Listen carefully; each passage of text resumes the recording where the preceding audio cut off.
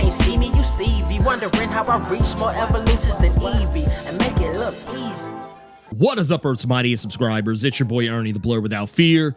Welcome back to the channel. Today's video, we're gonna be talking about Ultimates number 10. And this one, yeah, honestly, I don't really give two shits about what's going on in this comic as far as like the overall greater narrative. Yes, we're still working on that 1 year to get to the main meat of the story, but what I'm actually here to talk about is the discourse. I'm here to talk about the discourse right now surrounding the Ultimates number 10. And you know what? I find it very interesting when there's a comic out where I am more interested in talking about the discourse than talking about the actual comic itself. It's actually kind of refreshing, not gonna lie, because I think, you know, by and large, while I love most comics, and I actually do love this comic, I find it always way more interesting to hear what people are saying about the comic, as opposed to, you know, us just, you know, regurgitating and pontificating over the contents of you know, the comic's story. I want to know what the people are saying. What are the streets saying about this book? And man, the streets are hot right now. So if you haven't heard, and I'd forgive you if you haven't, because it was something that actually came up in Ultimates number 2. I just want to make sure we're all clear on this. None of what's talked about in Ultimates number 10 is new, nor is it news. This was all stuff that came up in Ultimates number 2. There was no lettering to really sell it or send it home. But if you knew, if you had half a brain cell, you know, in your head, you would see this image and you would think to yourself, this looks like some Proud Boy shit. Like, you know, this looks like some Boogaloo Boys bullshit we're talking about right here. Some Oath Keepers, if you will. This looks like white supremacy in the Marvel Comics universe. And that's exactly what it is. This is the issue where Dennis Camp actually leans into the narrative a little bit. I know a lot of people got really mad at me for having my opinions on Ultimates number 9, but I'm gonna tell you what, I can't wait to see what the discourse is on this video. Man, I actually hope this video does half as good as that other one, because apparently y'all like it when I have hot takes. So I love how in that video, my issue with the comic, which had nothing to do with the story, not even really as much as how the story was presented. It had more to do with just when the story came out, and people got really mad about that. So I can't wait to see the mental gymnastics all of those people do now that this is going on, because I've already seen the memes, I've already seen the people online, I've even seen that clown shoe thinking critical, or as I prefer to call him, thinking clownishly. I love to see shit like this because it just outs you. When I see people posting videos where we're talking about how like, oh yeah, this was the last straw, you know, Captain America killing Nazis is the last straw for me. It's like, okay, first off, that means you don't know shit about Captain America, nor do you want to. When's the last time you had a group of like white nationalist militia going out there and doing stuff and harming people? I don't really remember it.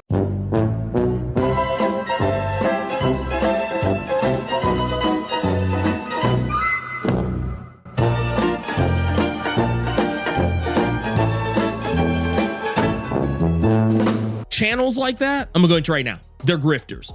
They're grifters, and like, yeah, you're thinking criticals, you're nerdrotics. What's the girl that ate all the butter? What was that heifer's name? Yeah, her too. Young Ripper, you know, babyface, heel, the fucking pronouns. Yeah, that guy. Yeah, that guy. None of these people actually read comics. I hope you all know this. And if you don't know this, I don't know what to tell you, but the whole thing here is that, yeah, these people are grifters. They don't actually care. They are farming you for money. Now, don't get me wrong. I'm farming you too, but I actually want you here because I want to talk about comics, and I want to talk about the things going on in these comics that I have actually read. So I am not a grifter. Do I want the clicks? Yes. Do I want to gain them under false pretenses? No. Let's really talk about what's going on. And the reason why people are upset is because in this issue of number 10, it's here where the narrative is laid bare regarding these Punisher characters. Now, it's interesting the timing of this. And the reason why I say the timing is interesting is because we just recently had the episode of Daredevil Born Again, episode number 2, for those who don't know, where one of the police officers, this guy, you know, he had a tattoo on his arm, a tattoo that was very reminiscent of the Punisher, was the Punisher logo, but it had like a weird flag, like kind of that thin blue line bullshit, like not the same thing, but something kind of along those lines. And that was a commentary on the fact that police officers have co-opted the Punisher logo, and are largely why Marvel doesn't do shit with the Punisher very often, and why they kind of sent him off into the sunset, even tried to rehabilitate his image with a relaunch and a brand new character. That's not me making this all of my head. This is true. This is objectively true. Take that how you want to. Getting back to the Punisher of it all, in this particular instance, seeing Marvel, Studios do that type of commentary with the Punisher logo on a Disney Plus series, and then the same, I would damn near say that the same week, put out a comic where the Punisher logo is being co-opted yet again. And in this particular instance, it's the Red Skulls. It's a Nazi group, unabashedly Nazis. At the very beginning of the story, just to kind of set the tone, we have the ultimate Marvel Comics universe version of the Human Torch, the original Human Torch, long before Johnny Storm was ever the Human Torch, back when the Human Torch was an android. In this particular instance, we see him recounting how, of all the memories he's ever gotten rid of, the one he never got rid of is the memory of killing Nazis. Which I think is great. But then you get to this issue, just after that page, we get a breakdown of what the Red Skulls are. They're referred to as, and I quote, a neo-Nazi movement inspired by Nazi super soldier Johann Schmidt, C. Red Skull, that appropriated the tactics and iconography of 1970s New York City officer turned vigilante Frank Castle, see Punisher, or Summer of Frank.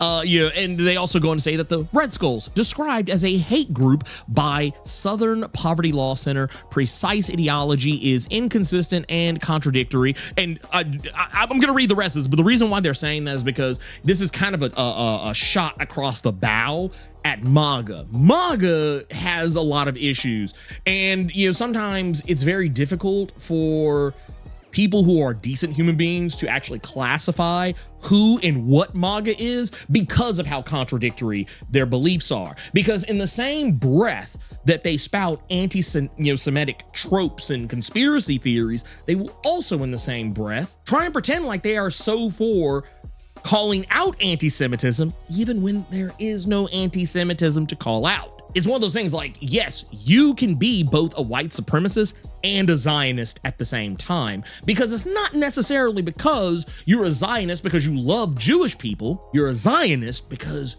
you want to have what Jewish people have. So yes, you're all for them having an ethno-state because you want an ethno-state. And if you don't know what an ethno-state is basically a place where there is only one ethnicity. That's why you can be a white supremacist and a Zionist at the same time. So, all right, now let's carry on with this. But yeah, basically, it says the group is primarily identity-driven, ostensibly anti-establishment, but mostly focuses on terrorizing the weak and the vulnerable. You see what they did there? Yeah, that's MAGA. That's MAGA to a T. And in this, what I also thought was even more funny is that, Captain America and the Ultimates, they're out here clowning, these, Nazi wannabes. And they are not even wannabes. I say Nazi wannabes because they want to be the Third Reich, but they really can't. They can't pull off the Third Reich as effectively as they probably think they can. Though, I don't know, one could make the argument that the Third Reich is here, or rather, the Fourth Reich is here in America. Yeah, do with that information what you will. But yeah, when you get to it, we later on find out that former Captain America in the main Marvel Earth 616 continuity, but in this particular instance, a never was Captain America, the guy by the name of John Walker, who is typically known as U.S. Agent, he is one of their chief operatives. And it's kind of funny how he's utilized in this, because one of the things that's always been very entertaining to me is that when you have characters like a U.S. agent introduced in this, a character who's already a conservative, already kind of I won't say kind of, John Walker is a racist. He has a black friend. He's had black people in his home, but he still says racist things. He has a long history in the Marvel Comics universe of just saying incredibly wild, loud, and wrong shit about people of other ethnicities and proclivities. It's crazy. It's crazy. The fact that he's still, Marvel doesn't really try and prop him up as a good guy too terribly often anymore. But the fact that like he's still considered like kind of on the side of the Angels is just wild to me. But do with that information what you will. But yeah, in this issue, this is Marvel, or more specifically Dennis Camp, who has some experience in dealing with some of these issues. It's safe to say that while he suffered some death threats recently because of his run, the Ultimates, not really to do with anything that I had a criticism about, and also nor do I think he should receive death threats for that. I think I made myself incredibly clear last time when I talked about Ultimates. But I also know that his wife also received death threats, which I think is also out of pocket because, well, for one, death threats, bad. But death threats for comics, dumb and bad. Sending death threats to a person's spouse because you don't like the comic that the person wrote. This woman literally had nothing to do with anything that was going on, and yet she got drugged into the bullshit. Because incels. It's wild. It's insane. It's insane to me that people are upset about this. I'm not upset about this. I think it's great. I think this is fantastic. I think this is actually the best issue of Ultimates I've read thus far. Though I will say there is a flag on the play. There's a flag on the play. It doesn't have anything to do with race or ethnicity or lack of diversity or anything of that matter. It has to do with the fact of how they did Namor in this issue. Good God. Or you know what? In this universe, he's Namor. He's Namor. That's his name in this universe. Though I'm actually glad they didn't use the MCU version of Namor in the Ultimates universe, because that would, I don't know, that would have felt kind of problem. I think that would have been problematic. Like, it's like, oh, you're gonna put some color in the book when you're gonna showcase how a character was lynched. That would be wild. So no, I actually give shout out to Dennis Camp for having the forethought to not do that. But no, the Namor in this universe looks about as ethnically ambiguous, but still white at the same time. Namor is white, but oftentimes he's depicted as like, being like Eurasian, or just like 100% Asian, or like having somewhat, Asian phenotypes. So yeah, you take that how you want to. The whole thing here where people are just getting so upset about what's going on with this, being mad about the Punisher, whether it's their anger at the Punisher logo being co-opted as a Nazi symbol, which is kind of a commentary on the real world, the fact that Marvel has abandoned the Punisher and its logo. And one of the main reasons why is because the Punisher logo is not copyrightable, or rather in this case, it's not trademarkable, because it's such a generic symbol. It's a cool symbol. It's an awesome symbol. Looks great on a t-shirt. Looks great as a bumper sticker, albeit not on a police's car, but it's a cool symbol. So of course, police officers, because of what the Punisher represents, they want to have this logo on their cars, and it's and on their tack vest and uniforms and whatnot, or tattoo it on their person or whatever. It's hilarious to me, just in the sense that Marvel couldn't do anything about it. So they had to put the Punisher out to pasture or start using him differently. And this is what has led to this commentary where the Punisher, well, I think in this instance, they don't really go too terribly deep off into the Punisher's history in this universe. They do show him and refer to him as a vigilante, a former cop turned vigilante. But the thing that's interesting about this is something that I have always found interesting about the Punisher itself, and what a lot of police officers and military service members don't get right about him, is that, for one, no cop or military service member should ever be brandishing the Punisher logo in an effort to think that it makes them heroic, because even by Jerry Conway, the co-creator of the Punisher's own words, the Punisher is an indictment of the criminal justice system. He's not someone you should ever aspire to be. If you are a police officer and you think that you should be viewed as the Punisher, you don't need to be a cop. Like, honestly, how you passed the psych eval that you have to, do they still make cops have to take psych evals before they get hired? I know that, like, where I live in Memphis, you have to pass a psych eval just to even get into the academy. Or at least that's what it used to be. Laws of and practices and standards have been changing a lot around here. But no, I feel like if you should not be able to pass a psych eval at that point. I don't think you should be able to. But, you know, that's neither here nor there. The thing that I worry, the most about in regards to this is the fact that, you know, yeah, you got these guys out here, you know, and some women too. You know, I'm not gonna, you know, we'll make it gender neutral here. I see a lot of police officers do this stuff, and it's like they don't get it. It's almost like when you see those people who wear Rage Against the Machine T-shirts or talk about, oh man, I used to love Rage Against the Machine until they got woke. That's basically what this is. Like, if you're a cop wearing the Punisher logo, you're a part of the military wearing the Punisher logo, that's what I think of you as. I think of you as one of those idiots who thought Rage wasn't woke. It's like, I don't know what you didn't hear in the song when Zach De La Rocha was talking about him rolling down Rodeo with a shotgun. These people ain't seen a brown skinned man since their grandparents bought one. I don't know what you didn't get. I don't know what you didn't understand. When I see people like that, I see a cop with the Punisher logo on his car, on his person, on a tattoo or whatever, I immediately know this person's a bad cop. I don't care what their heart's like. I don't care how they treat their best friends and their wives, their children, whatever.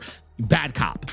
Like, this is the reason why I say ACAB. But anyway, there was a Punisher story not that very long ago. I think it was during the Matthew Rosenberg run of a Punisher, where Punisher interacted with some bad cops, some cops who had the Punisher logo on their squad cars, and he took it off and ripped them up, literally told them that you don't do what I do. You don't aspire to be what I am. He is the guy who does the things that police should not do. You know, if you need a role model, you know, go to Captain America. He'd be happy to have you. At the end of the day, though, I think that if your issue with this comic is Captain America beating the brakes off Nazis, like, do I even need to say the rest? Do I need to say the rest? I don't think I need to say the rest, but I'll say it anyway, just because, you know, there's always those people out there who are willfully ignorant. If you have a problem with Captain America beating the brakes off Nazis, it's probably because you're a Nazi.